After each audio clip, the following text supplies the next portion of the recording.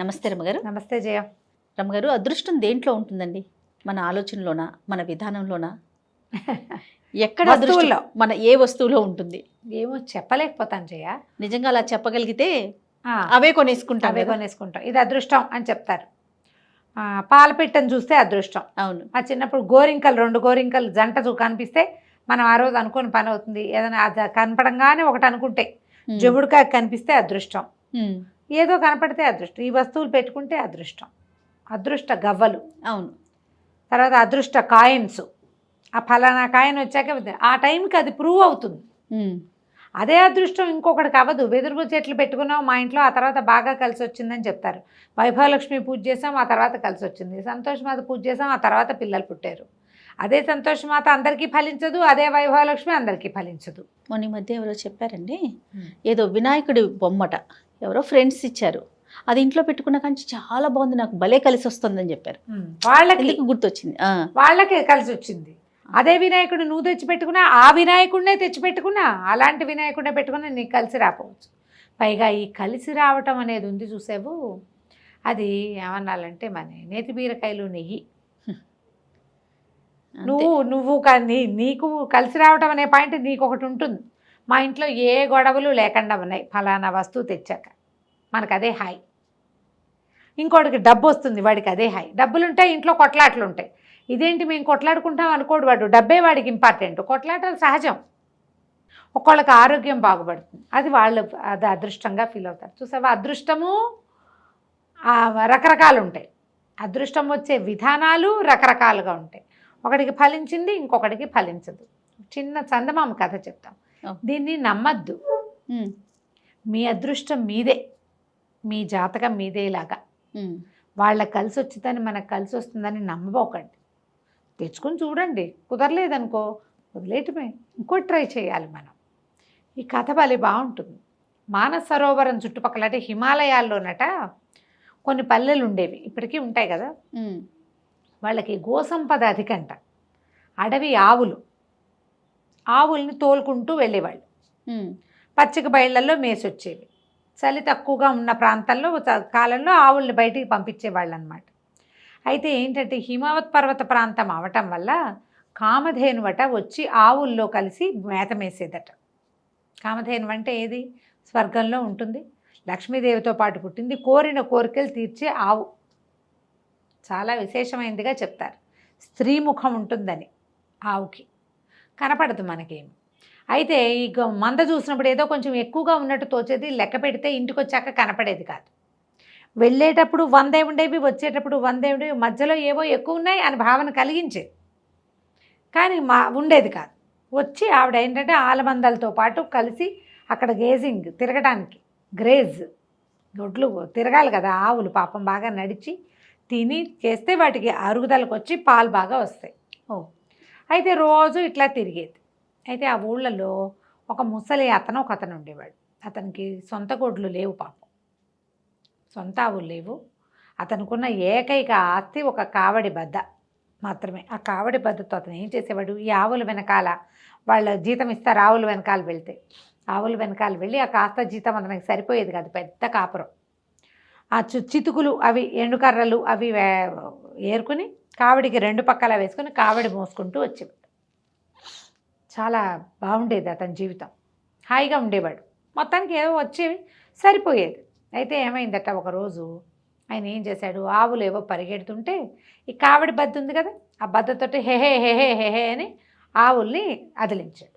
అదిలిస్తే ఆ మందలో ఆ రోజు కామధేను ఉంది.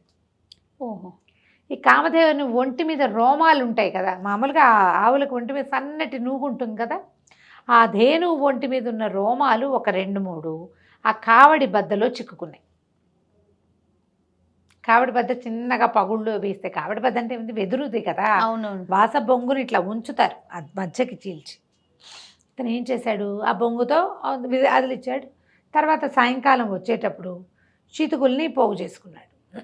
పోగు చేసుకుని భుజం మీద వేసుకుంటే తేలిగ్గా ఉంది, 2 పక్కల చితుకులు ఉన్నాయి. ఏంటి ఇంత తేలిగ్గా ఉంది, బరువు అనిపించట్లేదు ఏమిటి అని ఇంకా కొన్ని పోగు చేసి మూట కట్టాడు. మళ్ళీ భుజాన్ని వేసుకున్నాడు, అది తేలిగ్గానే ఉంది. తను జీవితంలో మోయలేనన్ని చితుకుల్ని ఆ కావడి బద్దల మీద వేసుకుని తెచ్చేసుకున్నాడు. రోజువారీ కంటే 5 డబ్బులు ఎక్కువ వచ్చాయట. తను ఏదో తేలిగ్గా మోయగలుగుతున్నాడని తెలిసింది. ఎందుకు మోస్తున్నాడో ఆయనకు తెలీదు. రోజు ఆవుల వెనకాల పోయేవాడు. 2 పక్కల 2 పెద్ద పెద్ద మూటలు, ఒక 5-6 మనుషులు మోయగలిగేన్ని చితుకులు దొరికేవి. హాయిగా పట్టుకొచ్చేసుకునేవాడు. దాన్ని నిండా వేసుకుని భుజాన్ని మీద వేసుకుంటే చీమ పక్షి రెక్కలాగా ఉండేది. అది పక్షి కల్లే, బరువే తెలిసేది కాదు. ఇంకా ఏరలేక విసుగు పుట్టేది. ఇట్లా ప్రతిరోజు చేసేవాడు. బాగా డబ్బులు చేరినాయి, సంతోషంగా ఉన్నారు. ఈ వ్యవహారం బాగుంది కాబట్టి అతను ఆవుల వెనకాల వెళ్ళడం మానల, ఓపిక లేపైనా పోయేవాడు. అయితే ఇలా వెళ్ళి వస్తూ చేస్తుంటే ఒక వ్యాపారస్తుడు ఒక ఆయన చూశాడు.